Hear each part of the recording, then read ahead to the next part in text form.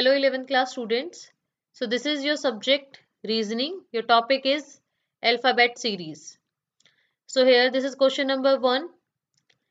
So this series consists of letters in a reverse alphabetical order. Okay. So the correct answer is A. Now see question number 2. So in question number 2 the correct answer is option B. So this is an alternating series in alphabetical order. Okay, so this is the explanation, just read it, and the correct answer is that is B. Okay, so question number 3. So in question number 3, the correct answer is D. This is KLLA. So how the series will form, that is the second and the fourth letter in the series L and A. So these are static, both are static, and the first and the third letters that consist of a alphabetical order that beginning with the letter E. Okay, so the correct answer is D.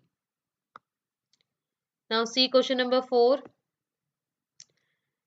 So this series has alphabets and the numeric values, but you can see the alphabets are static.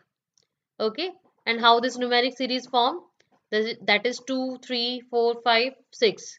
Okay, so by this way the correct answer is B. Now see question number 5.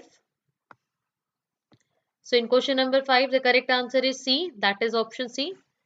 So in this the first two letters P and Q are the static and the third letter is in alphabetical order.